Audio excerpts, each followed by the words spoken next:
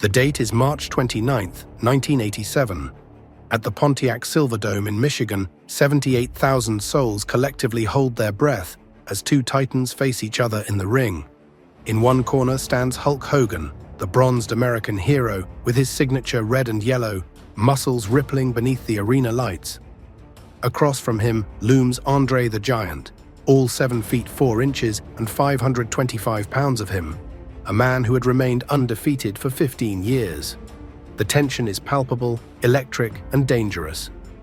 When Hogan attempts his first body slam, the crowd gasps as he struggles, nearly collapsing beneath André's impossible weight. This moment, this singular instant of human limitation meeting mythic ambition, would crystallize into one of professional wrestling's most enduring images. But to understand why this moment mattered, why it would echo through the corridors of sports entertainment history, we must understand that WrestleMania III represented far more than a wrestling match. It was the apotheosis of an art form, the moment when professional wrestling transcended its carnival roots and claimed its throne as America's most visceral form of popular theater. This event didn't merely set attendance records or generate unprecedented pay-per-view revenue, though it accomplished both with staggering success.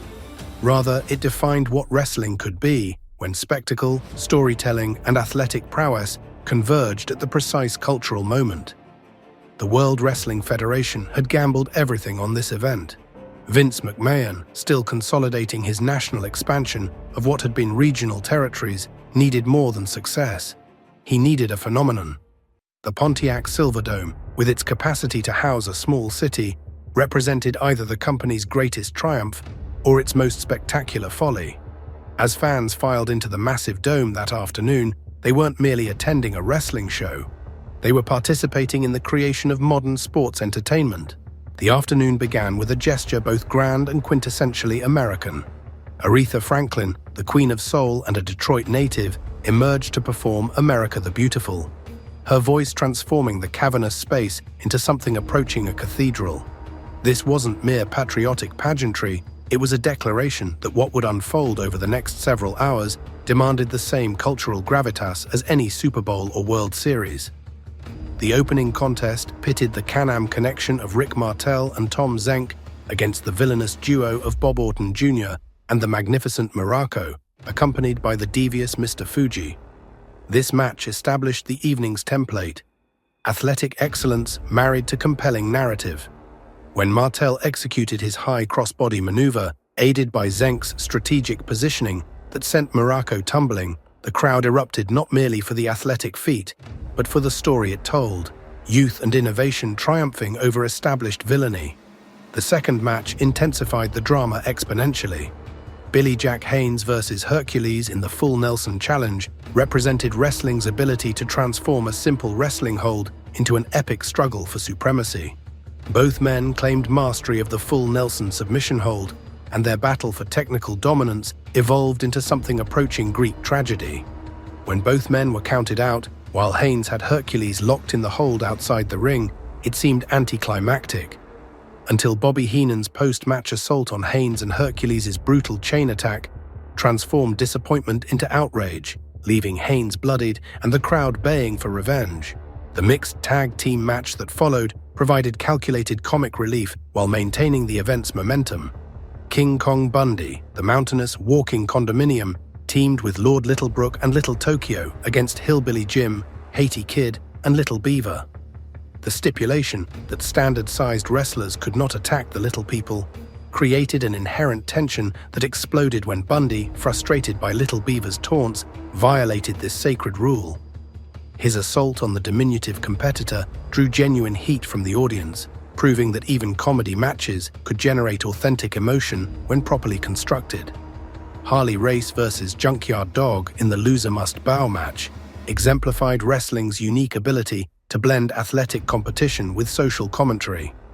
Race, styling himself as wrestling royalty, complete with crown and robe, represented old-world elitism.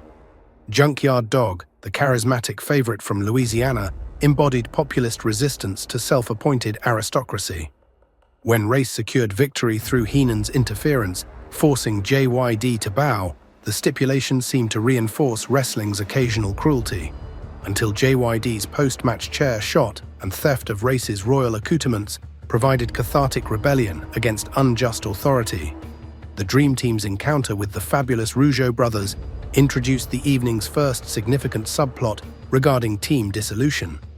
Brutus Beefcake and Greg Valentine, despite their victory aided by Dino Bravo's interference, could barely contain their mutual animosity. Their post-match abandonment of Beefcake foreshadowed the evening's later developments, demonstrating wrestling's sophisticated approach to long-term storytelling. Then came what many consider the evening's emotional apex: Roddy Piper's retirement match against Adrian Adonis.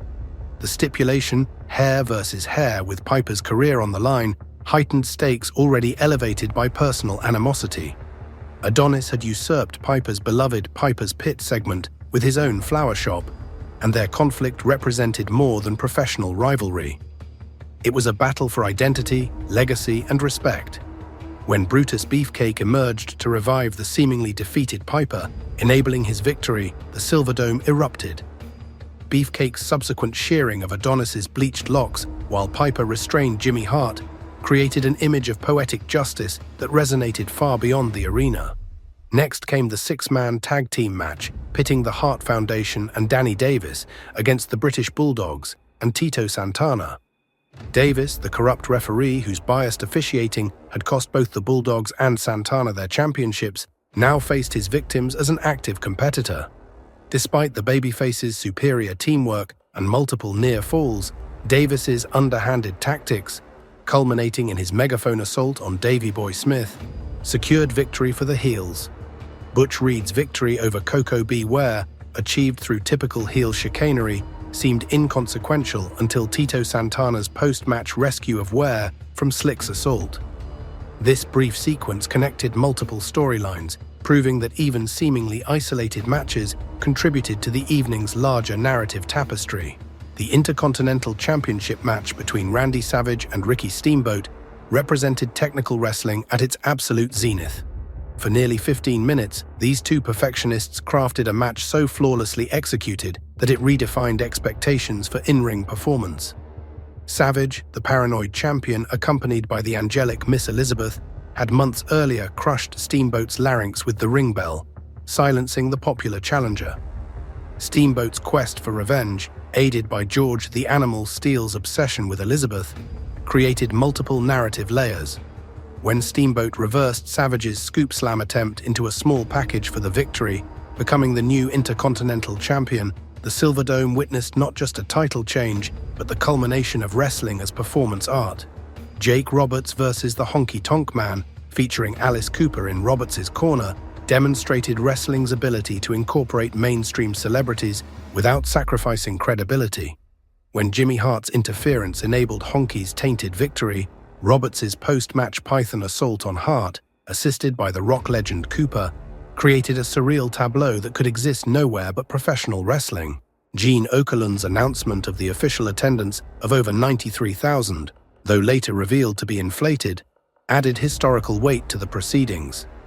Even at the more accurate 78,000, this represented wrestling's largest gathering, proof of its emergence as a mainstream entertainment juggernaut. The penultimate match saw the Iron Sheik and Nikolai Volkov face the Killer Bees, but the real story emerged from Jim Duggan's interference. Duggan's interruption of Volkov's Soviet national anthem, wielding his 2x4 adorned with an American flag, transformed a standard tag match into a Cold War allegory. His subsequent assault on Sheik, though resulting in the heel's disqualification victory, provided patriotic catharsis for the American audience. Finally, the main event arrived. Bob Uecker's introduction as guest ring announcer and Mary Hart's presence as guest timekeeper elevated the match's celebrity quotient. But once the bell rang, all extraneous elements faded before the primal confrontation between Hogan and André. The champion's early slam attempt, resulting in André's near fall, created immediate doubt about Hogan's invincibility. For several minutes, André dominated, using his impossible size and strength to systematically dismantle the champion. But wrestling's greatest moments arrive when physical reality yields to narrative necessity. When Hogan finally hulked up, that inexplicable surge of adrenaline and determination that defined his character and successfully slammed the Giant, the Silverdome erupted with seismic force. Hogan's subsequent leg drop and 3 count didn't merely retain his championship, it created wrestling's most enduring moment.